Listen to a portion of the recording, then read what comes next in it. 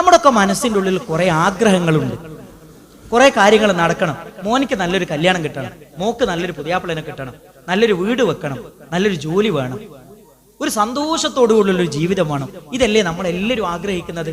നമ്മൾ ആഗ്രഹിക്കുന്നത് എന്താണോ അത് പടച്ചോ നമുക്ക് ഇങ്ങോട്ട് കൊണ്ടു തരുമെന്നാണ്. നമ്മൾ അങ്ങോട്ട് പോകാതെ ഇങ്ങോട്ട് തരുമെന്നാണ്. ഇങ്ങനെ നോക്ക്, കല്യാണം കഴിഞ്ഞപ്പോൾ മോളെ കല്യാണം കഴിഞ്ഞപ്പോൾ നമ്മൾ പറഞ്ഞില്ലേ, ഞാൻ വിചാരിച്ചു കല്യാണമൊക്കെ കഴിയുമ്പോഴത്തേക്ക് ശരിക്കും അങ്ങോട്ട് ഇടങ്ങാറായി പോകുമെന്ന് വിചാരിച്ചിന്. പക്ഷെ എന്താ അറിയോ, പടച്ചു എങ്ങനെയൊക്കെയോ ആ കാര്യം വളരെ എളുപ്പത്തിൽ അങ്ങോട്ട് കഴിഞ്ഞു, ഒരു പ്രശ്നവും ഇല്ലാതെ, ഒരു കടവും ഇല്ല കേട്ടോ. ഞാൻ വീട് വെക്കുമ്പോൾ വിചാരിച്ചിന് എന്ത്, അവിടുന്ന് എളാപ്പാൻ്റെ അടുത്ത് നിന്ന് മുത്താപ്പാൻ്റെ അടുത്ത് നിന്ന് അനിയന്മാരുടെ അടുത്ത് നിന്നൊക്കെ കുറച്ച് വാങ്ങേണ്ടി വരും എന്നൊക്കെ വിചാരിച്ചിന്. പക്ഷെ ഇതൊന്നും ഉണ്ടായിട്ടില്ല. അവിടുന്ന് ഇവിടുന്നൊക്കെ എങ്ങനെയൊക്കെയോ അങ്ങോട്ട് ഒപ്പിച്ച് വീടിന്റെ പണി അങ്ങോട്ട് തീർന്നു. റസൂലുള്ളാഹി സ്വല്ലല്ലാഹു അലൈഹി വസല്ലം പറയാൻ, നിങ്ങളുടെ ഉള്ളിൻ്റെ ഉള്ളിൽ നിങ്ങളുടെ ലക്ഷ്യം സ്വർഗ്ഗമാണെങ്കിൽ, പരലോകമാണ് നിങ്ങളുടെ ലക്ഷ്യമെങ്കിൽ, നിങ്ങളുടെ മനസ്സിൻ്റെ ഉള്ളിൽ എപ്പോഴും പടച്ചോൻ സമാധാനം തരും. രണ്ടെന്താ അറിയോ, നിങ്ങൾ ആഗ്രഹിക്കുന്നത് എന്താണോ അത് പടച്ചോൻ എന്ത് ചെയ്യും, നിങ്ങൾക്ക് എത്തിച്ചു തരും. നിങ്ങൾക്ക് എത്തിച്ചു തരും. അത് ആരുടെ വാക്കാന്നറിയോ, മുഹമ്മദ് മുസ്തഫ സല്ലല്ലാഹു അലൈഹി വസല്ലമയുടെ വാക്കാണ്. ഇതിലും വലിയ സമാധാനം വേറെന്താ? രണ്ടാമത്തെ ഒരു വാചകം എന്താ അറിയോ, നബി സല്ലല്ലാഹു അലൈഹി വസല്ലമ പറയാണ്, വമൻ കാനത്തി ദുനിയ ഹമ്മ, ഒരാളുടെ ജീവിതത്തിന്റെ ലക്ഷ്യം അത് ദുനിയാവാണെങ്കിൽ, ദുനിയാവിൽ സുഖിക്കണം, ദുനിയാവിലെ സൗകര്യങ്ങൾ കിട്ടണം, ദുനിയാവിൽ എന്തുമാകണം, ദുനിയാവിലെ ജീവിതം മാത്രമാണ് അയാളുടെ ലക്ഷ്യമെങ്കിൽ നബി സല്ലല്ലാഹു അലൈഹി വസല്ലം പറയാണ്, ജഅലല്ലാഹു ഫഖറഹു ബൈന യദൈ, അവൻ എത്ര അധ്വാനിച്ചാലും അവന്റെ പ്രശ്നവും പ്രയാസവും തീരൂല. ഇങ്ങോട്ട് നോക്ക്, മാസത്തിൽ 55,000 60,000 രൂപ ശമ്പളം ഉണ്ട്, എന്നിട്ട് തികയൂല. 1,00,000 രൂപ ശമ്പളം ഉണ്ട്, എന്നിട്ട് തികയൂല. എന്നിട്ട് കടം വാങ്ങേണ്ട ഒരു അവസ്ഥ. അതെന്താണെന്നറിയോ, അത് പടച്ചോൻ കൊടുക്കുന്ന ഒരു ബറക്കത്തില്ലാത്തതുകൊണ്ടാണ്. ഒരാളുടെ ജീവിതത്തിന്റെ ലക്ഷ്യം ദുനിയാവാണെങ്കിൽ എത്ര അധ്വാനിച്ചാലും, എത്ര പണിയെടുത്താലും, എല്ലുമുറിയ പണിയെടുത്താലും അവന്റെ പ്രശ്നങ്ങളും അവന്റെ പ്രയാസങ്ങളും തീരൂല എന്നാണ് ആര് പറയേണ്ടത്? മുഹമ്മദ് മുസ്തഫ സല്ലല്ലാഹു അലൈഹി വസല്ലം നമ്മളെ പഠിപ്പിച്ചു തരുന്നത്. ഇനി അടുത്ത വാചകം എന്താ അറിയോ, അത് നിങ്ങൾ ശ്രദ്ധിക്കണം. വഫറഖ അലൈഹി ശംല വലം യഅതിഹി മിനദ് ദുനിയ ഇല്ലാ മാ ഖുദ്റ ലഹു, അവൻ എത്ര ഓടിയാലും, എത്ര കഷ്ടപ്പെട്ടാലും, എത്ര പണിയെടുത്താലും പടച്ചോൻ കണക്കാക്കിയ ഒരു കാര്യം ഉണ്ടാവും, അത് മാത്രമേ അവന് കിട്ടുള്ളൂ. ഇങ്ങോട്ട് നോക്ക്, ചില ആൾക്കാർ അത്യാവശ്യം വിദ്യാഭ്യാസം ഒന്നും ഇല്ലാത്ത ആൾക്കാരായിരിക്കും, കുറഞ്ഞ വിദ്യാഭ്യാസം ഉണ്ടാവുള്ളൂ. അതേപോലെ തന്നെ ആരോഗ്യവും സമ്പത്തും തറവാടൊക്കെ വളരെ കുറവായിരിക്കും. സമൂഹത്തിൽ വലിയ നിലയും വിലയൊന്നും ഇല്ലാത്ത ആൾക്കാരായിരിക്കും. അവർ അത്യാവശ്യം നല്ല സമ്പത്തും അത്യാവശ്യം നല്ല ജോലിയും സമൂഹത്തിൽ നല്ല നിലവാരത്തിൽ ജീവിക്കുകയും ചെയ്യുന്ന ഒരു അവസ്ഥ നമ്മൾ കാണുമ്പോൾ ഇങ്ങോട്ട് ആലോചിച്ചു, എന്തായിരിക്കും അത്? പടച്ചോൻ കൊടുക്കുന്നതാണ്.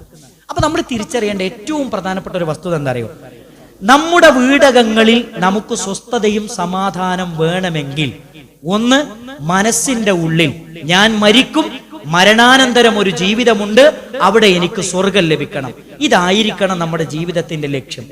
ഈ ലക്ഷ്യത്തോടു കൂടിയാണ് ജീവിക്കുന്നതെങ്കിൽ ജീവിതത്തിന്റെ ഏത് തീഷ്ണമായ പരീക്ഷണത്തിന്റെ തീച്ചൂളകളിലൂടെ കടന്നു പോകേണ്ടി വന്നാലും അവിടെ ക്ഷമിക്കാനും അവിടെ സഹിക്കാനും എന്തു പ്രതിബന്ധങ്ങളെയും തരണം ചെയ്യാനും ആ ഒരു വിശ്വാസം നമുക്ക് കരുത്തു പകരുമെന്നാണ് നമ്മൾ ഓരോരുത്തരും തിരിച്ചറിയേണ്ടത്. രണ്ടാമത്തെ ഒരു കാര്യം എനിക്ക് പറയാനുള്ള എന്താ അറിയോ, നമ്മളെ വീട്ടിൻ്റെ ഉള്ളിൽ നമുക്ക് സ്വസ്ഥത കിട്ടാൻ രണ്ടാമത്തെ ഒരു കാര്യം എന്താ അറിയോ, നബി സല്ലല്ലാഹു അലൈഹി വസല്ലം പറയാൻ, വർള ബിമാ ഖസമല്ലാഹു ലക് തകുൻ അഗ്നന്നാസ്, പടച്ചോ നിങ്ങൾക്ക് തന്ന എന്താണോ ആ ഉള്ളതിൽ തൃപ്തിപ്പെടാനുള്ള ഒരു മനസ്സ് നിങ്ങൾക്ക് ഉണ്ടാവുക. അപ്പൊ ജീവിതത്തിൽ ഏറ്റവും വലിയ സമാധാനവും സംതൃപ്തിയും നിങ്ങൾക്ക് അനുഭവിക്കാൻ പറ്റും. ഞാൻ ചെറിയൊരു കാര്യം പറയട്ടെ.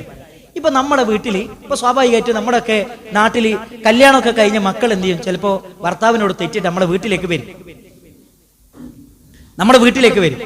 വീട്ടിലേക്ക് വരുന്ന സമയത്ത് പിന്നെ സ്വാഭാവികമായും എന്താ പറയുക, എനിക്ക് ഈ സൗണ്ട് കേൾക്കുമ്പോൾ ഇങ്ങോട്ട് പറയാൻ പറ്റുന്നില്ല, എന്താ അറിയില്ല, മാഷന്മാരായതുകൊണ്ടായിരിക്കും. ഞാൻ പറഞ്ഞത് വെച്ചാല്, നമ്മളെ മോള് തെറ്റി വന്ന് നമ്മളെ വീട്ടിൽ, ഇതൊരു യാഥാർത്ഥ്യമാണ് പറയണത് കേട്ടോ. മോള് തെറ്റി വന്നാല് വീട്ടില് വാപ്പയും ഉമ്മയും എല്ലാരും കൂടി ഇരുന്ന് ഇങ്ങനെ ചർച്ച ചെയ്യും, എന്താണ് പ്രശ്നം, അവിടുത്തെ അമ്മായിമ്മ വളരെ പോക്കാണ്, അങ്ങനെയാണ് ഇങ്ങനെയാണ്. നിങ്ങളല്ലോ കേട്ടോ, ഈ നാട്ടിലെ അമ്മായിമാരൊക്കെ നല്ല അമ്മായിമാരാണ്. ഞാൻ പറഞ്ഞത് വെച്ചാല് ഭയങ്കര പ്രശ്നം ഇങ്ങനെ ചർച്ച ചെയ്യാണ്.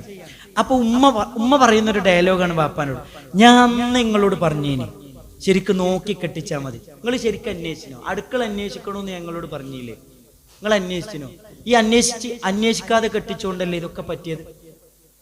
എന്താ ഇവിടെ സംഭവിക്കുന്നതെന്നറിയോ, നമ്മുടെ ഈമാനെ ചോദ്യം ചെയ്യുന്ന വർത്താനാണ്. ഈമാൻ കാര്യങ്ങൾ എത്ര? 6 എണ്ണം. 6ാമത്തെ എന്താ? നന്മയും തിന്മയും അള്ളാഹുവിൽ നിന്നുള്ളതാണ് എന്ന വിശ്വാസം. അപ്പൊ നമുക്ക് മോൾക്ക് പുതിയാപ്പിളനെ കിട്ടിയിട്ടുണ്ട്, അതോ അത് പടച്ചോൻ തീരുമാനിച്ചാണ്. നമ്മൾ ജനിക്കുന്നതിന്റെ 50,000 കൊല്ലം മുമ്പ് നമ്മുടെ രേഖയിൽ പടച്ചോ രേഖപ്പെടുത്തിയിട്ടുണ്ട് 18ാമത്തെ വയസ്സിൽ ഇവിടെ കായക്കൊടിയുള്ള ഞാൻ പുത്തനത്താണിയുള്ള ഒരാളെ മോളെ കെട്ടു എന്നുള്ളത് പടച്ചോന് ഞാൻ ജനിക്കുന്നതിന്റെ 50,000 കൊല്ലം മുമ്പ് എന്റെ രേഖയിൽ രേഖപ്പെടുത്തിയിട്ടുണ്ട്. അതിന് എൻ്റെ ഉമ്മ എന്തെങ്കിലും സങ്കടപ്പെട്ടൊരു കാര്യമുണ്ടോ? നമ്മൾ സങ്കടപ്പെട്ടൊരു കാര്യമുണ്ടോ? അത് പടച്ചോന്റെ വിധിയാണ്. അതാ പറഞ്ഞത് വർള ബിമാ ഖസമല്ലാഹുലക്.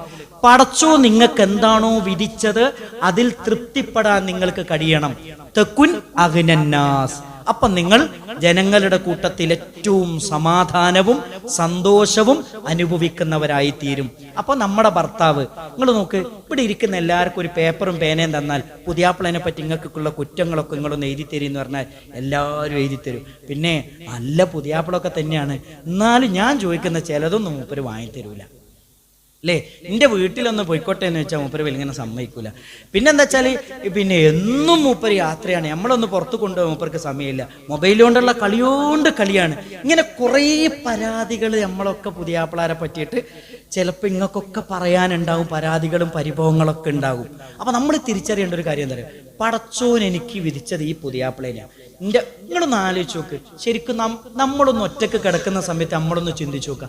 ശരിക്കും എൻ്റെ സ്വഭാവം, ഇപ്പൊ നമ്മളെ സ്വഭാവം നമുക്കറിയാലോ, നമ്മളെ കുറവുകൾ നമുക്കറിയാലോ, നമ്മളെ കുറവുകളെ കുറിച്ച് ശരിക്കും എൻ്റെ കുറവുകൾ എനിക്കറിയാം. അപ്പൊ ഞാനിങ്ങനെ ആലോചിക്കാം, പടച്ചോനെ എൻ്റെ കുറവുകളൊക്കെ മനസ്സിലാക്കി അഡ്ജസ്റ്റ് ചെയ്യാൻ പറ്റിയ പുതിയെന്ന് എൻ്റെ ഭാര്യ തന്നെയാണ്. പടച്ചോ എനിക്ക് വേണ്ടി കണ്ടെച്ചത് എനിക്ക് പറ്റിയൊരു പെണ്ണിനെയാണ്. അങ്ങനെ നിങ്ങൾ ചിന്തിച്ചു കഴിഞ്ഞാൽ നിങ്ങളൊന്ന് ആലോചിച്ചു നോക്ക്, ജീവിതത്തിൽ എന്ത് സുഖാണ്, എന്തൊരു സ്വസ്ഥതയാണ്, എന്തൊരു സമാധാനമാണ്. ഇതെനിക്ക് പടച്ചോൻ കണക്കാക്കിയാണ്. അതുകൊണ്ട് അത് നന്മയാണെങ്കിലും തിന്മയാണെങ്കിലും അവിടെ ഞാൻ എന്ത് ചെയ്യണം, അവിടെ ക്ഷമിച്ച് സഹിച്ച് സന്തോഷത്തോടെ ശുക്ർ ചെയ്ത് ഞാൻ എന്ത് ചെയ്യണം, മുന്നോട്ട് പോകണം. അപ്പൊ ജീവിതത്തിൽ എന്ത് ചെയ്യും, ഭയങ്കര സന്തോഷം ഉണ്ടാകുന്നതാണ് മഹാനായ റസൂലുള്ളാഹി സ്വല്ലല്ലാഹി അലൈഹി വസല്ലം പഠിപ്പിച്ചിരുന്നത്. ഇനി മാത്രമല്ല ഒരു കാര്യം കൂടെ പറഞ്ഞുതരാം. അള്ളാഹു നമ്മെ നന്മ കൊണ്ടും പരീക്ഷിക്കും, തിന്മ കൊണ്ടും പരീക്ഷിക്കും. നന്മ കൊണ്ട് പരീക്ഷിക്കുന്ന സമയത്ത് നമ്മൾ ശുക്ർ ചെയ്യുക, തിന്മ കൊണ്ട് പരീക്ഷിക്കുന്ന സമയത്ത് നമ്മൾ അവിടെ എന്ത് ചെയ്യണം, ക്ഷമിക്കണം. അതാണ് നബി സല്ലല്ലാഹു അലൈഹി വസല്ലമയുടെ ഹദീസ് നമ്മളെ പഠിപ്പിക്കുന്നത്. മൂന്നാമത്തെ ഒരു കാര്യം എനിക്ക് പറയാനുള്ള എന്താ അറിയാം, മൂന്നാമത്തെ ഒരു കാര്യം എനിക്ക് പറയാനുള്ള എന്താ വെച്ചാല്, ജീവിതത്തിലെ സ്വസ്ഥതയും സമാധാനം ലഭിക്കാനുള്ള ഏറ്റവും പ്രധാനപ്പെട്ട മൂന്നാമത്തെ കാര്യം എന്താ അറിയോ, അള്ളാഹുവിനെ ഇബാദത്ത് ചെയ്യുന്നതിൽ നമ്മൾ മുഴുകുക. നബി സല്ലല്ലാഹു അലൈഹി വസല്ലം പറഞ്ഞു, തഫറഖ് ലി ഇബാദത്തി, എനിക്ക് ഇബാദത്ത് ചെയ്യുന്നതിൽ നിങ്ങൾ മുഴുകുക. അംലഉ സദ്റക ഗിന, ഞാൻ നിങ്ങളുടെ മനസ്സിൽ ഐശ്വര്യം നിറച്ചു തരും. എനിക്ക് ഇബാദത്ത് ചെയ്യുന്നതിൽ നിങ്ങൾ മുഴുകിയാൽ ഞാൻ നിങ്ങളുടെ മനസ്സിന്റെ ഉള്ളിൽ സമാധാനവും സ്വസ്ഥതയും സന്തോഷവും നിറച്ചു തരും. വഅസുദ്ദ ഫഖറക, നിങ്ങളുടെ ദാരിദ്ര്യം ഞാൻ തുടച്ചു നീക്കും. നമുക്കൊരു കഷ്ടപ്പാടുണ്ടാവില്ല. എന്ത് ചെയ്താൽ മതി, 5 നേരത്തെ നിസ്കാരം എന്ത് ചെയ്താൽ മതി, നിസ്കരിച്ചാൽ മതി. പിന്നെ റബ്ബിന് ദിക്റുമില്ല, ദുആകൾ, പ്രാർത്ഥനകൾ, എന്തൊക്കെ കാര്യങ്ങൾ സഹോദരങ്ങളെ, ഇതൊക്കെ അനുസരിച്ച് റബ്ബിന് വഴിപ്പെട്ടുകൊണ്ട് അവന് ഇബാദത്ത് ചെയ്തുകൊണ്ട് ജീവിച്ചു നോക്ക്. പടച്ചു നിങ്ങളെ കഷ്ടപ്പാട് മാറ്റിത്തരും എന്നാണ് പറയുന്നത്. ഞാൻ ഒരൊറ്റ സംഭവം പറയാം. ഒരിക്കല് പിന്നെ ഇമാം അബൂ ഹനീഫയുടെ ചരിത്രത്തില് ഇമാം ദഹബി ഉദ്ധരിക്കുന്ന ഒരു സംഭവം കാണാൻ പറ്റും. ഇമാം അബൂ ഹനീഫ ഒരിക്കൽ എന്ത് ചെയ്യാന്ന് വെച്ചാല്, പിന്നെ ഒരു രാത്രി ഒരു സ്ഥലത്ത് ഒരു നാട്ടിൽ പോയി. ആ നാട്ടിൽ പോയിട്ട് ആ നാട്ടിലെ പള്ളിയിൽ കയറിയിട്ട് നിസ്കരിച്ചു. നിസ്കാരം കഴിഞ്ഞിട്ട് എങ്ങോട്ട് പോവാൻ അറിയില്ല, വഴിയൊന്നും അറിയില്ല. രാവിലെ പോകാന്ന് വിചാരിച്ചു. പള്ളിയിൽ അവിടെ ഇരുന്നു. അങ്ങനെ പള്ളി നോക്കുന്ന പള്ളിയിലെ മുഅദ്ദിൻ എന്ത് ചെയ്തു, ഇയാളോട് പറഞ്ഞു, അബൂ ഹനീഫനോട് പറഞ്ഞു, നിങ്ങൾ എന്ത് ചെയ്യണം, ഇറങ്ങണമെന്ന് പറഞ്ഞു. പള്ളിയിൽ നിന്ന് ഇറങ്ങണം, എനിക്ക് പള്ളി അടക്കാനുള്ളതെന്ന് പറഞ്ഞു. മൂപ്പര് എന്ത് ചെയ്യുന്ന വെച്ചാൽ, എനിക്ക് അങ്ങോട്ട് പോകാനില്ല, ഞാനിവിടെ കിടക്കുകയാണ്, ഞാൻ കിടന്നോട്ടെ എന്ന് വെച്ചു. സമ്മതിച്ചില്ല. വീണ്ടും എന്ത് ചെയ്തു, കുറേ പ്രാവശ്യം പറഞ്ഞു, എന്ത് ഞാനൊന്ന് ഇവിടെ നിന്നോട്ടെ എന്ന് വെച്ചു. ഒരു നിലക്കും സമ്മതിച്ചില്ല. വീണ്ടും മൂപ്പര് അവിടെ തന്നെ കിടന്നു. ഈ മുഅദ്ദിൻ എന്താ ചെയ്തെന്നറിയോ, കാല് പിടിച്ച് വലിച്ചിട്ട്, കാലിങ്ങനെ പിടിച്ചിട്ട് വലിച്ചങ്ങോട്ട് പുറത്ത് കിട്ടും. അങ്ങനെ ഈ മനുഷ്യൻ ആ തണുപ്പത്ത് എന്ത് ചെയ്തു, അന്ന് രാവിലെ വരെ പള്ളീന്റെ പുറത്തിങ്ങനെ ഇരുന്നു. പള്ളീനോട് ചേർന്നിട്ട് ഒരു ചെറിയ കടയുണ്ട്, 4 മണിക്ക് തുറക്കുന്ന കടയാണ്. ഒരു 4-4:30 മണിയായപ്പോ അവിടുന്ന് ആ കടക്കാരിങ്ങനെ ഉണ്ടാക്കുന്നുണ്ട്. ഉണ്ടാക്കുന്ന മനുഷ്യൻ ഇങ്ങനെ തീയൊക്കെ കത്തിച്ചിട്ടാണ് ഉണ്ടാക്കുന്നത്. അപ്പോൾ നല്ല തണുപ്പാണ്. ഈ തീ കണ്ടപ്പോൾ എന്ത് ചെയ്തു, അബൂ ഹനീഫ റഹ്മത്തുള്ളാഹി അലൈഹി വേഗം ചെന്നിട്ട് അദ്ദേഹത്തോട് ചോദിച്ചു, ഞാനൊന്ന് ഭയങ്കര തണുപ്പാണൊന്ന് തീ കാഞ്ഞോട്ടെ എന്ന് ചോദിച്ചു. ആയിക്കോട്ടെ എന്ന് പറഞ്ഞു. അയാൾ ഇങ്ങനെ ദിക്റുകൾ ഇങ്ങനെ ചൊല്ലിക്കൊണ്ടിരിക്കുകയാണ്. ദിക്റുകൾ ഇങ്ങനെ ചൊല്ലുന്നുണ്ട്. അയാൾ അപ്പം ചുടുന്നുണ്ട്, ദിക്റ് ചൊല്ലുന്നുണ്ട്. ഇത് കണ്ടപ്പോ മഹാനായ അബൂ ഹനീഫ റഹ്മത്തുള്ളാഹി അലൈഹി അദ്ദേഹത്തോട് ചോദിക്കുന്ന ഒരു ചോദ്യം എന്താ അറിയോ? നിങ്ങൾക്ക് എന്തെങ്കിലും ആഗ്രഹങ്ങൾ പൂർത്തീകരിക്കാനുണ്ടോ എന്ന് ചോദിച്ചു. അദ്ദേഹം പറഞ്ഞു, എൻ്റെ ആഗ്രഹങ്ങളൊക്കെ ഞാൻ പൂർത്തീകരിച്ചിട്ടുണ്ട്, ഞാൻ ആഗ്രഹിച്ച കാര്യങ്ങളൊക്കെ പടച്ചോനക്ക് തന്നിട്ടുണ്ട്. പക്ഷെ ഒരാഗ്രഹമുണ്ട്. അബൂ ഹനീഫ എന്ന് പറയുന്ന ഒരു പ്രഗത്ഭനായ ഒരു പണ്ഡിതനുണ്ട്. അയാൾ എനിക്ക് കാണണമെന്ന് ഭയങ്കര മോഹമുണ്ട്. കുറേ കാലമായി ഞാനിങ്ങനെ കാത്തിരിക്കുന്നത്, എനിക്ക് ആ മഹാനൊന്ന് കാണണം. മഹാപണ്ഡിതനാണ്, ഹദീസുകൾ ഹൃദിസ്ഥമുള്ള, ഒരുപാട് ഹദീസുകൾ ലോകത്തെ പഠിപ്പിച്ച, ഒരുപാട് ദർസുള്ള, ഒരുപാട് ശിഷ്യന്മാരുള്ള മഹാപണ്ഡിതനാണ്. എനിക്ക് അയാളൊന്ന് കാണണമെന്നുണ്ട് എന്ന് പറഞ്ഞു. അബൂ ഹനീഫ റഹ്മത്തുള്ളാഹി അലൈഹി ചിരിച്ചുകൊണ്ട് പറഞ്ഞു, പടച്ചോൻ നിങ്ങളുടെ മുമ്പിലേക്ക് അബൂ ഹനീഫനെ കാല് പിടിച്ച് വലിച്ചിട്ടാണ് കൊണ്ടുവരുന്നത്. ഇയാളോട് കടക്കാരനോട് പറയാണ്, അബൂ ഹനീഫയെ നിങ്ങളുടെ മുമ്പിലേക്ക് കാല് പിടിച്ച് വലിച്ചിട്ടാണ് ഇവിടെ കൊണ്ടുവന്നത്. നിങ്ങൾ നോക്ക്, ആ മുഅദ്ദിൻ എന്താ ചെയ്തത്? പള്ളി കിടക്കുമ്പോ പിടിച്ചുകട വലിച്ചിടുകയാണ് ചെയ്തത്. അങ്ങനെ നിങ്ങളുടെ മുന്നിലേക്ക് എത്തിച്ചാണ്. ഈ സംഭവത്തെ ഉദ്ധരിച്ചുകൊണ്ട് പണ്ഡിതന്മാർ പറഞ്ഞാൽ എന്താ പറയുക, അള്ളാഹുവിന് ദിക്റുകൾ നമ്മൾ ചൊല്ലിയാൽ, ദിക്റുകളും ദുആകളും റബ്ബിനുള്ള ഇബാദത്തും നമ്മൾ പതിവാക്കിയാൽ, നമ്മൾ എന്താണോ ആഗ്രഹിക്കുന്നത് ആ ആഗ്രഹിക്കുന്നത് പടച്ചു നമുക്ക് പൂർത്തിയാക്കി തരും. ഈ ഒരു ബോധ്യം നമുക്കുണ്ടെങ്കിൽ ജീവിതത്തിൽ സ്വസ്ഥതയും എൻ്റെ പടച്ചോനോട് പറഞ്ഞാൽ, ഞാൻ നിരന്തരമായി ദുആ ചെയ്താൽ എൻ്റെ റബ്ബ് ഒരു പരിഹാരം തരും എന്നൊരു ബോധ്യം മനസ്സിൻ്റെ ഉള്ളിൽ ഉണ്ടെങ്കിൽ നമുക്ക് നിരാശ ഉണ്ടാകും, നിഷ്ക്രിയത്വം ഉണ്ടാകും. ഇങ്ങോട്ട് നോക്ക്, കഴിഞ്ഞ ദിവസം ആലപ്പുഴയിൽ ഒരു കുടുംബം ആത്മഹത്യ ചെയ്തു. എന്താ കുടുംബം ആത്മഹത്യ ചെയ്യാനുള്ള കാരണം? പത്രത്തിൽ നമ്മളൊക്കെ വായിച്ച, പിന്നെ ഭാര്യയും ഭർത്താവും ഒരു കുട്ടിയുള്ളൂ. ഭാര്യ നെയ്സാണ്, അത്യാവശ്യം നല്ല ജോലിയാണ് ഗൾഫിൽ. അങ്ങനെ അവര് തിരിച്ച് ഗൾഫിലേക്ക് തന്നെ തിരിച്ചു പോകുന്ന സമയത്താണ് ഭാര്യയ്ക്ക് ചെറിയൊരു അസ്വസ്ഥത തോന്നിയപ്പോൾ ഒരു പരിശോധന നടത്തിയപ്പോൾ ക്യാൻസർ ആണെന്ന് തിരിച്ചറിഞ്ഞു. അത് തിരിച്ചറിഞ്ഞോടുകൂടി എന്ത് ചെയ്തു, ഇനി ഇത് ചികിത്സിച്ചാലൊന്നും മാറൂല. അവര് നിരാശരായി, നിഷ്ക്രിയരായി, അവര് ഡിപ്രസ്ഡ് ആയി. അവസാനം എന്ത് ചെയ്തു, 3 പേരും ആദ്യം കുട്ടീനെ എന്ത് ചെയ്തു, കഴുത്ത് ഞെരിച്ച് കൊന്നു. ഇവർ 2 പേരും എന്ത് ചെയ്തു, വിഷം കുടിച്ചിട്ട് മരിച്ചു. നമ്മളൊന്ന് ആലോചിച്ചു, അതെന്തുകൊണ്ടാണ്? ഇതെന്തുകൊണ്ടാണ്? അവർക്ക് മുന്നോട്ടുള്ള ജീവിതം എന്താണ്? അത് ശൂന്യതയാണ് അവർക്കുള്ളത്. നമ്മളെ സംബന്ധിച്ചിടത്തോളം ഒരു ശൂന്യതയില്ല. എന്റെ റബ്ബാണ് എനിക്ക് രോഗം തരുന്നത്, അവൻ എന്റെ രോഗം മാറ്റി തരും. എന്റെ റബ്ബിനോട് ഞാൻ പ്രാർത്ഥിച്ചാൽ ആ പ്രാർത്ഥനക്ക് അവൻ ഉത്തരം തരും. എന്റെ റബ്ബിൽ എനിക്ക് അചഞ്ചലമായ വിശ്വാസമുണ്ട്, അവനിൽ എനിക്ക് പ്രതീക്ഷയുണ്ട്. അങ്ങനെയാണ് നമ്മൾ ഓരോരുത്തരും ജീവിക്കുന്നത്. റബ്ബിലുള്ള ശുഭപ്രതീക്ഷയിലാണ് നമ്മൾ ജീവിക്കുന്നത്. അതുകൊണ്ട് തന്നെ എനിക്ക് എൻ്റെ പ്രിയപ്പെട്ട സഹോദരിമാരോട് ഓർമ്മപ്പെടുത്താനുള്ളത്, റബ്ബിൽ ഇബാദത്ത് ചെയ്തുകൊണ്ട് നിങ്ങൾ ജീവിക്കുകയാണെങ്കിൽ എല്ലാ പ്രശ്നങ്ങൾക്കുമുള്ള പരിഹാരം ആ റബ്ബ് നമുക്ക് പറഞ്ഞു തരും. മാത്രമല്ല റസൂലുള്ളാഹി പറയാണ്, വഇല്ലം തഫ്അൽ, നിങ്ങൾ അങ്ങനെ ചെയ്തില്ലെങ്കിൽ അംലഉ യദൈക ശുഗ്ലാ, നിങ്ങൾ എല്ലുമുറിയ പണിയെടുത്താലും വലം മസുദ്ദ ഫഖറക, നിങ്ങളുടെ ദാരിദ്ര്യം ഒരിക്കലും മാറൂല. നിങ്ങൾ എല്ലുമുറിയ പണിയെടുത്താലും നിങ്ങളുടെ ദാരിദ്ര്യം മാറൂല. മറിച്ച് എന്ത് ചെയ്യണം, അള്ളാഹുവിനെ ഇബാദത്ത് ചെയ്യുന്നതിൽ, അവനെ നന്മകൾ ചെയ്യുന്നതിൽ, ദിക്റുകൾ ചൊല്ലുന്നതിൽ, ദുആകൾ ചൊല്ലുന്നതിൽ നിങ്ങൾ ഓരോരുത്തരും മത്സരിക്കേണ്ടതുണ്ട്, അധ്വാനിക്കേണ്ടതുണ്ട് എന്നാണ് മഹാനായ റസൂലുള്ളാഹി സ്വല്ലല്ലാഹു അലൈഹി വസല്ലമ എന്നെയും നിങ്ങളെയും പഠിപ്പിക്കുന്നത്. നിങ്ങൾ നോക്കൂ സഹോദരങ്ങളെ, 5 നേരത്തെ നിസ്കാരത്തിന്റെ വിഷയത്തിൽ നമ്മുടെയൊക്കെ ശ്രദ്ധ എത്രത്തോളം ഉണ്ട് എന്നൊന്ന് ആലോചിച്ചു. 5 നേരത്തെ നിസ്കാരത്തിന്റെ വിഷയത്തിൽ നമ്മളൊക്കെ സമാധാനവും സ്വസ്ഥതയാണല്ലോ ആഗ്രഹിക്കുന്നത്. അത് കിട്ടണമെങ്കിൽ എന്ത് വേണമെന്നറിയോ? ഇബാദത്തിൽ ശ്രദ്ധയും സൂക്ഷ്മതയും കണിശതയും വേണം, ഒരു ജാഗ്രത ഉണ്ടാകണം. നമ്മളൊക്കെ നിസ്കാരം എങ്ങനെയാണ് നിങ്ങളൊന്ന് ആലോചിച്ചു. 5 നേരത്തെ നിസ്കാരം. ഇപ്പൊ ളുഹ്ർ ബാങ്ക് കൊടുക്കുന്ന സമയത്ത്, ഇപ്പൊ എനിക്കൊക്കെ ഓർമ്മയുണ്ട്, ഞാനൊക്കെ ചെറിയ സമയത്ത് ഞങ്ങൾ ഉമ്മ മഗ്രിബ് നിസ്കാരം കഴിഞ്ഞിട്ട്, മഗ്രിബ് നിസ്കാരത്തിന്റെ സമയത്താണ് എന്ത് ചെയ്യുക, ഒന്നെടുത്തിട്ട് നിസ്കാരക്കുപ്പായിട്ടിട്ട് നിസ്കരിക്കാൻ വേണ്ടി കയറുക. നിസ്കരിക്കാൻ വേണ്ടി കയറുക എന്ന് വെച്ചാൽ മഗ്രിബ് അവസാനിക്കുകയാണ്, എശ ബാങ്ക് കൊടുക്കാനുള്ള സമയത്താണ് എന്ത് ചെയ്യുക, മഗ്രിബ് ആ സമയത്താണ് നിസ്കരിക്കാൻ കയറുക. മഗ്രിബ് അങ്ങോട്ട് നിസ്കരിക്കുമ്പോൾ എശ ബാങ്ക് കൊടുക്കും, എന്നിട്ട് എശയും കൂടെ നിസ്കരിക്കും. എന്നാലും ഉമ്മാന്റെ നിസ്കാരം കഴിയില്ല. അപ്പൊ ഉമ്മനോട് ചോദിക്കൂ, ഉമ്മച്ചി എന്താണ് നിസ്കാരം കഴിഞ്ഞില്ലേ?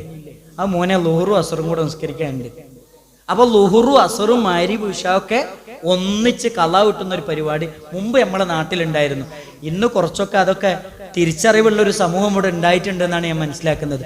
നിസ്കാരത്തിന്റെ വിഷയത്തിൽ ഒരു അഡ്ജസ്റ്റ്മെന്റും പാടില്ല. ഇങ്ങോട്ട് നോക്ക്, അബ്ദുല്ലാഹി ഇബ്നു ഉമ്മു മക്തൂം റളിയല്ലാഹു അൻഹുവിന്റെ ചരിത്രം നമുക്കറിയാം, സ്വഹാബത്തിന്റെ ചരിത്രം നമുക്കറിയാം. നിസ്കാരം എന്നുള്ളത് കാഫിറിനെയും മുസ്ലിമിനെയും വേർതിരിക്കുന്ന ഇബാദത്താണ്. മാത്രമല്ല നബി സല്ലല്ലാഹു അലൈഹി വസല്ലം പറഞ്ഞു, ഒരാൾ മനഃപൂർവ്വം നിസ്കാരം ഒഴിവാക്കിയാൽ ഫഖദ് കഫറ. ആ കഫറ എന്ന് പറയുന്നത് ഇസ്ലാമിൽ നിന്ന് പുറത്തുപോയി എന്ന് പറഞ്ഞ പണ്ഡിതന്മാരുണ്ട്.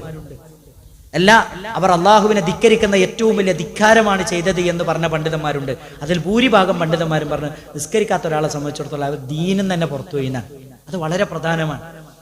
അതുകൊണ്ട് നമ്മൾ മനസ്സിലാക്കേണ്ട ഒരു കാര്യം എന്താ വെച്ചാൽ, നിസ്കാരത്തിന്റെ വിഷയത്തിൽ ഒരു കുറവ് നമ്മൾ വരുത്താൻ പാടില്ല.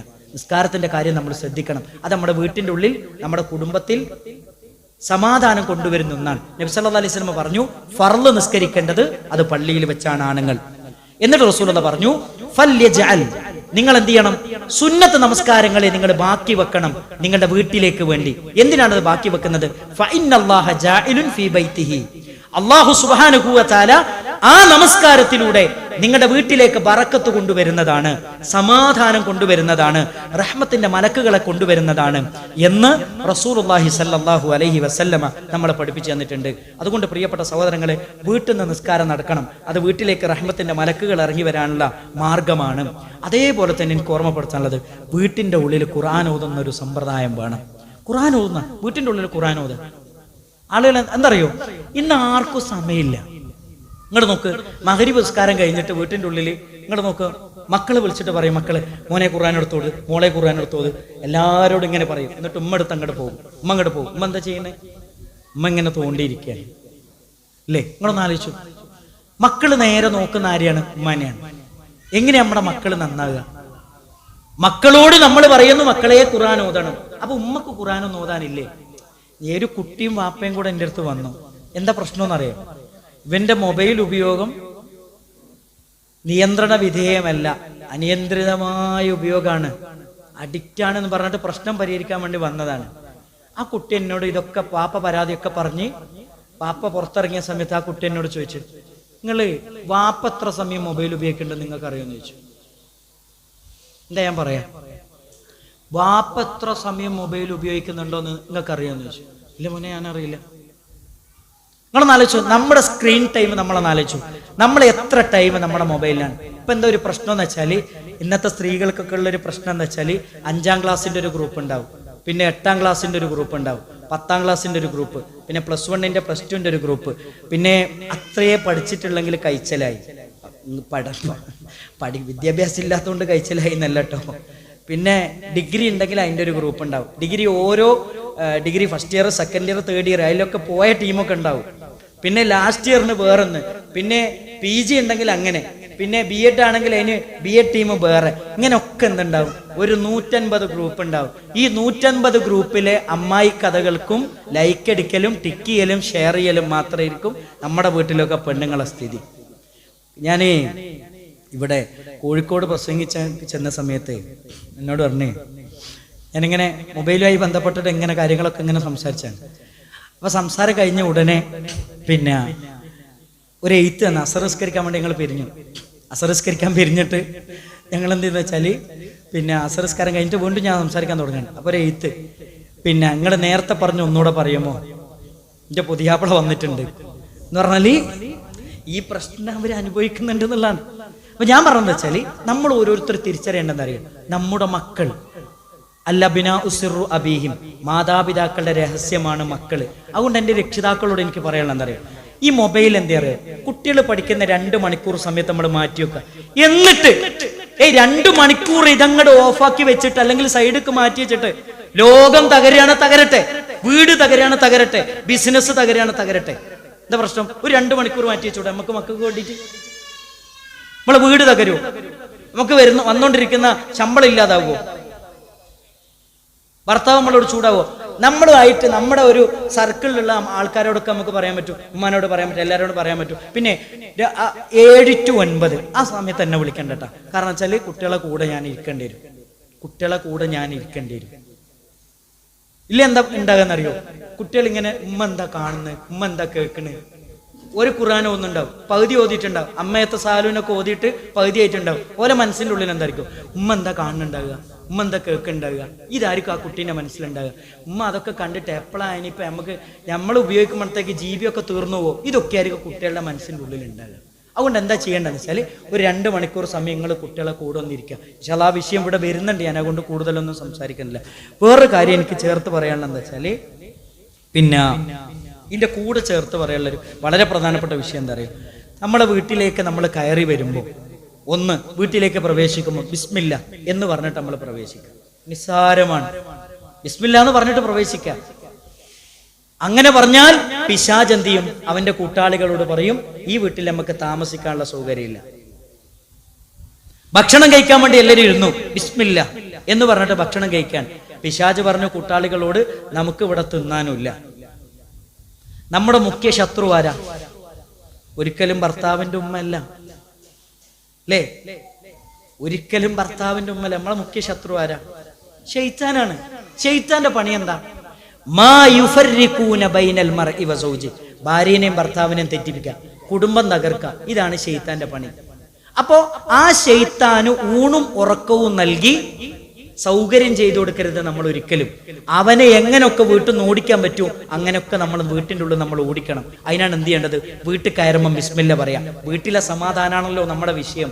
അത് കിട്ടണമെങ്കിൽ ബിസ്മില്ല പറഞ്ഞിട്ട് വീട്ടിൽ കയറുക. ഭക്ഷണം കഴിക്കുമ്പോൾ ബിസ്മില്ല പറയാം. ഭക്ഷണം കഴിച്ചു കഴിഞ്ഞാൽ അൽഹംദുലില്ലാ പറയാം. പിന്നെ എന്ത് അറിയോ? വീട്ടിൻ്റെ ഉള്ളിൽ ടെലിവിഷൻ ഉണ്ടെങ്കിൽ എന്തുണ്ടെങ്കിലും അവിടെ സിനിമയും അത്തരത്തിലുള്ള വൃത്തികെട്ട സംഗീതവും ഒക്കെ ഉള്ള, അതൊക്കെ കേൾക്കുന്ന, അതൊക്കെ കാണുന്ന ഒരു സംവിധാനം ഇല്ലായ്മ ചെയ്യാം. ഒരൊറ്റ ആയത്ത് വിശുദ്ധ ഖുർആനിലെ സൂറത്ത് നൂറിൽ അല്ലാഹ് പറയാൻ, നമ്മുടെ ഒക്കെ വീട്ടിന്റെ ഉള്ളിൽ 3 മറയുണ്ട്. ഏതാ 3 മറ? 1, വാപ്പാന്റെ ഉമ്മാന്റെ റൂമിലേക്ക് 3 സമയങ്ങളിൽ അനുവാദം ചോദിക്കാതെ കയറാൻ പാടില്ല. 1, സുബഹീന്റെ മുമ്പ് വാപ്പയും ഉമ്മയും ഉറങ്ങുന്ന സമയം മക്കള് അനുവാദം ഇല്ലാതെ കയറാൻ പാടില്ല.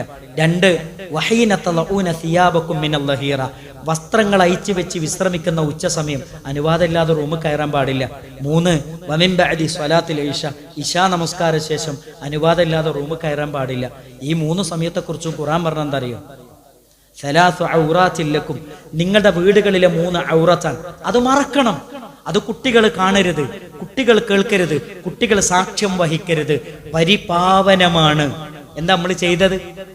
ഇതൊക്കെ നമ്മൾ സംരക്ഷിച്ചു. കയ്യിൽ എന്ത് ചെയ്തു? നമുക്ക് എന്തോ ഒരു പണി അവിടെ ഉണ്ട്. ആ പണി ചെയ്യുമ്പോ ഇവര് വന്നിട്ട് ഇങ്ങനെ ഓരോന്ന് പറഞ്ഞു പ്രശ്നം ഉണ്ടാക്കുകയാണ്. കുട്ടികളാകുമ്പോ അങ്ങനൊക്കെ ഉണ്ടാകും. അപ്പൊ എന്താ ചെയ്യാ? എന്നാ പിടിച്ചോ, അല്ലെ? നമ്മള് കുട്ടികളോട് പറയും, എന്നാ പിടിച്ചോ, കൊണ്ടുപോയിക്കോ, എന്താന്ന് വെച്ചാ കണ്ടോ, എനിക്കൊരു സ്വൈര്യം എന്താന്ന് പറയാറ്. എന്നിട്ട് ഈ കുട്ടീന്റെ കയ്യിൽ മൊബൈൽ അങ്ങോട്ട് കൊടുക്കും. കുട്ടി എന്താ കണ്ടത്? കുട്ടി എന്താ കാണുന്നത്? കുട്ടി എന്താ കേൾക്കുന്നത്? ഇതൊന്നും നമ്മൾ ശ്രദ്ധിക്കൂല. അല്ലാഹ് പറയാണ് പരിപാവനമാണ്. ഇങ്ങോട്ട് നോക്കൂ, കുട്ടികൾ കാണുന്നത് എന്താ?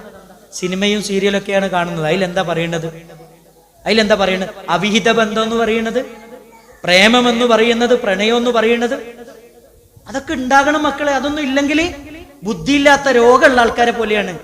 മെന്റലി പ്രശ്നമുള്ള ആൾക്കാരെ പ്രേമിക്കാതിരിക്കുള്ളൂ. അതുകൊണ്ട് അതൊക്കെ വേണമെന്ന് പറയുന്ന ഒരു സമൂഹം, അല്ലേ? ഇന്ന് കാമുകനും കാമുകിയൊക്കെ പോയി, ഇന്ന് ബെസ്റ്റിയാണ്, അല്ലേ? Best friend. ഇപ്പോ ചില പെണ്ണുങ്ങളൊക്കെ മൈക്കൊക്കെ എടുത്തിട്ട് ഇങ്ങനെ നടക്കുകയാണ്. ബെസ്റ്റ് സെക്സ് ചോദിച്ചാൽ നിങ്ങൾ എന്താ പറയാ? എന്റെ മനസ്സ് സമ്മതിക്കുകയാണെങ്കിൽ ഞാൻ ഓക്കെ ആകും. ഇതൊക്കെ പറയുന്ന ഒരു നാട്ടിൽ നമ്മൾ ജീവിക്കേണ്ടത്. ഇതൊക്കെ എവിടുന്നാന്നറിയോ? നമ്മുടെ ക്യാമ്പസിൽ നിന്ന്. നമ്മുടെ കുട്ടികൾ പറയാണ്, ആണുങ്ങളും പെണ്ണുങ്ങളും 2 സെപ്പറേറ്റ് ഇരിക്കുകയല്ല വേണ്ടത്, ഒന്നിച്ചിരിക്കണം. തോളിൽ കൈയിട്ട് ഉമ്മ വെച്ച് കൊണ്ടും കൊടുത്തും ഇരുന്നാലേ പഠനം പാൽപ്പായസമാകുള്ളൂ എന്ന് പറയുന്ന ഒരു കാലത്താണ് ജീവിക്കേണ്ടത്. ഉമ്മമാരെ അറിയണം, നമ്മുടെ മക്കൾ എവിടെയാണ് പോകുന്നത്, അവരെങ്ങോട്ട് പോകുന്നു, അവരെന്ത് കാണുന്നു, അവരെന്തിന് സാക്ഷ്യം വഹിക്കുന്നു. ഇങ്ങോട്ട് നോക്ക്, ആദില പറഞ്ഞു എനിക്ക് നൂറേനെ മതി, എനിക്ക് പുതിയാപ്പിളനെ നോക്കണ്ട, എനിക്ക് നൂറേനെ മതി. നൂറ പറഞ്ഞു എനിക്ക് ആദിലേനെ മതി. എവിടെ പഠിച്ചതാ? സൗദി അറേബ്യ പഠിച്ചതാണ്. ഏത് കമ്മ്യൂണിറ്റിയില്ല? മുസ്ലിം കമ്മ്യൂണിറ്റിയില്ല. അവർ രണ്ടുപേരും സ്വവർഗ വിവാഹം ചെയ്തു. അള്ളാന്റെ റസൂൽ സല്ലല്ലാഹു അലൈഹി വസല്ലം പറയാൻ, അവസാന കാലം വരുമ്പോ അള്ളാഹുവിന്റെ ശക്തമായ ചില പരീക്ഷണങ്ങൾ ഇവിടെ വരും. 5 കാര്യങ്ങളിൽ ഈ ഉമ്മത്തിൽ ഉണ്ടായാൽ അള്ളാഹുവിന്റെ അതിശക്തമായ ശിക്ഷ വരും. അതിൽ ഒന്നെന്താ പറഞ്ഞെന്നറിയോ? വഖ്തഫർ റിജാലു ബിറിജാൽ, പെണ്ണുങ്ങൾ ജീവിക്കാൻ പെണ്ണുങ്ങൾ മതി എന്ന് പറഞ്ഞ കാലം വരുമ്പോ, ആണുങ്ങൾ ജീവിക്കാൻ ആണുങ്ങൾ മതി എന്ന് പറയുന്ന ഒരു കാലം വന്നാൽ അള്ളാഹുവിന്റെ അതിശക്തമായ ശിക്ഷ ഇവിടെ ഇറങ്ങും. അതിനെന്താ നമ്മൾ ചെയ്യേണ്ടെന്നറിയോ? ഈ തിന്മ ചെയ്യുന്ന ആളുകളുടെ കൈ പിടിക്കണം. എൻ്റെ ഉമ്മമാരെ, എനിക്ക് നിങ്ങളോട് പറയാനുള്ളതെന്തറിയോ? നമ്മുടെ മക്കൾ ഒരിക്കലും സ്വവർഗരതി എന്ന് പറയുന്ന വൃത്തികെട്ട സംസ്കാരത്തിലേക്ക് എത്തിപ്പെടാൻ പാടില്ല. അതിനൊന്നും നിങ്ങൾ ചെയ്യേണ്ടെന്നറിയോ? വീട്ടിൻ്റെ ഉള്ളിൽ 2 ആൺകുട്ടികൾ 2 പെൺകുട്ടികൾ ഒന്നിച്ച് ഒരു പുതപ്പിനുള്ളിൽ ഉറങ്ങരുത്. എന്താ ഇസ്ലാം പറഞ്ഞു തന്നത്? എല്ലാ തിന്മയിലേക്ക് എത്തിക്കുന്ന മാർഗങ്ങളും ഇസ്ലാം അടച്ചു. ഒരു പുതപ്പിന്റെ ഉള്ളിൽ 2 ആൺകുട്ടികൾ ഒന്നിച്ചു കുറങ്ങരുത്. ഇവിടെ നോക്ക്, ആരാണത്? ആരാ കൂടെ കിടക്കുന്നത്? അത് ഏട്ടന്റെ മോനാണ്. ആരാ കൂടെ കിടക്കുന്നത്? അത് ഇത്താത്താന്റെ മോനാണ്. അതിനെന്താ കുഴപ്പോ? ഓലെ ഏട്ടനും അനിയനും ഇല്ലേ? അത് കുഴപ്പാണ്, പ്രശ്നമാണ്, അതൊരു തിന്മയിലേക്കുള്ള വാതിലാണ്. സ്വന്തം ജ്യേഷ്ഠനും അനിയനും പോലും ഒരു പുതപ്പിന്റെ അടിയിൽ ഉറങ്ങാൻ പാടില്ല. പെൺകുട്ടികൾ ഒരു പുതപ്പിന്റെ ഉള്ളിൽ അങ്ങനെ ഉറങ്ങാൻ പാടില്ല എന്ന് മുഹമ്മദ് മുസ്തഫ സല്ലല്ലാഹു അലൈഹി വസല്ലമ പഠിപ്പിച്ചെന്നു. 2, ശരിക്കും മനസ്സിലാക്കണം, ഒരിക്കലും ഒരു പെൺകുട്ടി മറ്റൊരു പെൺകുട്ടിയുടെ ഔറത്തിലേക്ക് നോക്കുന്ന ഒരവസ്ഥ ഉണ്ടാകരുത്. ചിലപ്പോൾ എന്ത് ചെയ്യുന്നറിയോ? ഉമ്മമാരൊക്കെ മക്കളെ മുന്നിലൊക്കെ വെച്ചിട്ട് ഡ്രസ്സ് മാറ്റും. ഒരിക്കലും ഉണ്ടാകാൻ പാടില്ല, ഒരിക്കലും ഉണ്ടാകാൻ പാടില്ല. വളരെ ശ്രദ്ധിക്കേണ്ട ഒരു കാര്യമാണ്. കാരണം എന്താ വെച്ചാൽ ഈ കാഴ്ചയിലൂടെ വിവസ്ത്രമാക്കപ്പെട്ട ശരീരത്തിലേക്ക് നോക്കി ലൈംഗികാസ്വാദനം കണ്ടെത്തുന്ന വോയറിസം എന്ന് പറയുന്ന മെന്റൽ ഡിസോർഡർ, ഇത് ചില കുട്ടികളിൽ ഇപ്പൊ കണ്ടുകൊണ്ടിരിക്കുകയാണ്. അവിടെ നോക്ക്, കഴിഞ്ഞ മൂന്നാഴ്ച മുമ്പ് പിന്നെ മൗലാന ഹോസ്പിറ്റലിലേക്ക് വന്നൊരു കുട്ടീൻ്റെ അവസ്ഥ എന്താ അറിയോ? ആ ചെക്കന് ഉറക്കം വരണമെങ്കിൽ ഒരു ഡ്രസ്സ് വേണം, ഒരു പെണ്ണിന്റെ ഡ്രസ്സ് വേണം, അല്ലെങ്കിൽ ഒരു ഫോട്ടോ വേണം. അത് പിടിച്ചിട്ട് കെട്ടിപ്പിടിച്ചിട്ടാണ് ഉറങ്ങുന്നത്. മെന്റൽ ഡിസോർഡറാണ്. കാരണം അത്തരത്തിലുള്ള ചിത്രങ്ങളും ഫോട്ടോസുകളും കണ്ട് അതില്ലാതെ മുന്നോട്ട് പോകാം. നിങ്ങളുടെ ആലോചിച്ച് നോക്ക്, +1 പഠിക്കുന്ന കുട്ടിയാണ്. അതാ ഞാൻ പറയുന്നത്, നിങ്ങൾ ശരിക്കും നിങ്ങൾ ശ്രദ്ധിക്കണം. ഏറ്റവും കൂടുതൽ ശ്രദ്ധിക്കേണ്ട സമയമാണ്. പ്രായത്തിൽ ഏറ്റവും നല്ല സമയത്ത് നമ്മൾ അവരെന്ത് ചെയ്യണം? നമ്മൾ അവരെ ശ്രദ്ധിക്കണം. അതുകൊണ്ട് ഈ കാര്യം എന്ത് ചെയ്യണം? വളരെ ഗൗരവതരമായ വിഷയമാണ്. അതുകൊണ്ട് നിങ്ങൾ എന്ത് ചെയ്യണം? ഈ കാര്യം ശ്രദ്ധിക്കണം. ഇത് പിന്നെ സ്വവർഗരതിയിലേക്ക് എത്തിക്കുന്ന പാലമാണ്. ഇത് നിങ്ങളെ വീട്ടിൽ എന്ത് ചെയ്യണം? ശ്രദ്ധിക്കണം. 3-മത്തെ പോയിന്റ് എനിക്ക് നിങ്ങളോട് പറയാനുള്ളത്, 10 വയസ്സായാൽ നമ്മളെ വിരിപ്പിന്ന്, നമ്മളെ ബെഡിന്ന് അവർ മാറ്റിക്കിടത്തും. അതിന് നമ്മളെ റൂമിൽ തന്നെ അടിച്ചു കൊടുക്കാന്നല്ല കേട്ടോ പറഞ്ഞതിൻ്റെ അർത്ഥം. നമ്മളെ റൂമിൽ തന്നെ അടിച്ചു കൊടുക്കാന്നല്ല. അവരെന്ത് ചെയ്യാന്ന് വെച്ചാൽ സെപ്പറേറ്റ് ആക്കി കിടത്തുക. അതെന്ത് ചെയ്യണമെന്ന് വെച്ചാൽ ചെറുപ്പത്തിലെ ഒരു 10 വയസ്സായി കഴിഞ്ഞാൽ എന്ത് ചെയ്യണം? അത് നമ്മൾ ശീലിപ്പിക്കേണ്ടതുണ്ട്. അതുകൊണ്ടാണല്ലോ 3 മറ ഉണ്ട് എന്ന് പറഞ്ഞത്, അനുവാദം ചോദിക്കാതെ കയറരുത് എന്ന് പറഞ്ഞത്. ഇതൊന്നും ഒരു തമാശക്ക് പറഞ്ഞതല്ല. അതിൻ്റെ ഒക്കെ പിന്നിൽ ഒരുപാട് ഹിക്മത്തുകളുണ്ട് എന്ന് നമുക്ക് ഓരോരുത്തർക്കും മനസ്സിലാകേണ്ടതുണ്ട്. അതുകൊണ്ട് ഈ കാര്യങ്ങളൊക്കെ നിങ്ങൾ ശ്രദ്ധിക്കണം. അവസാനിപ്പിക്കുമ്പോൾ എനിക്ക് നിങ്ങളോട് പറയാനുള്ളത്, വീട്ടിൻ്റെ ഉള്ളിൽ നമുക്ക് സ്വസ്ഥതയും സമാധാനമൊക്കെ കിട്ടണമെങ്കിൽ അവസാനത്ത് എപ്പോഴും റബ്ബിനോട് ദുആ ചെയ്യുക. എപ്പോഴും പടച്ചവനോട് ദുആ ചെയ്യുക. അള്ളാഹുവാണ്, അവന്റെ ഖജനാവ് വിശാലമാണ്. ആ റബ്ബിനോട് എന്ത് ചെയ്യുക? നിരന്തരമായി നമ്മൾ ദുആ ചെയ്യുക. പ്രാർത്ഥനയാണ് ഒരു വിശ്വാസിയുടെ ആയുധം. ഓരോ സന്ദർഭങ്ങളിലും പ്രാർത്ഥിക്കുക. വീട്ടിൽ വിശുദ്ധ ഖുർആനിന്റെ പാരായണം ഉണ്ടാവുക, ദിക്റുകളും ദുആകളും ഉണ്ടാവുക. അങ്ങനെയാണെങ്കിൽ നമ്മുടെ വീടിനെ കുറിച്ച് നബി സല്ലല്ലാഹു അലൈഹി വസല്ലം പറഞ്ഞത് ജീവനുള്ള വീട് എന്നാണ്. അങ്ങനത്തെ ഒരു ജീവസുറ്റ വീടാക്കി നമ്മുടെ വീടിനെ മാറ്റാൻ നിങ്ങൾ ഓരോരുത്തരും പരിശ്രമിക്കണം. അല്ലാഹു സുബ്ഹാനഹു വ തആല നമുക്കതിന് തൗഫീക്ക് നൽകി അനുഗ്രഹിക്കുമാറാകട്ടെ. കുറേ ഇനിയും പറയാനും സംസാരിക്കാനും സംവദിക്കാനൊക്കെ ഒരുപാട് വിഷയങ്ങൾ ഇനിയുമുണ്ട്. ഇൻഷാ അല്ലാഹ് സമയത്തിൻ്റെ പരിമിതി കൊണ്ട് അടിപൊളിയൊരു ക്ലാസ് നിങ്ങൾക്ക് വരാൻ പോകുന്നുണ്ട്. അതുകൊണ്ട് തന്നെ ഞാൻ എന്ത് ചെയ്യാണ്? അവസാനിപ്പിക്കുകയാണ്. വാഖിറു ദഅ്വാനാ അൽഹംദുലില്ലാഹി റബ്ബിൽ ആലമീൻ. അസ്സലാമു അലൈക്കും വറഹ്മത്തുള്ളാഹി വബറകാതുഹു.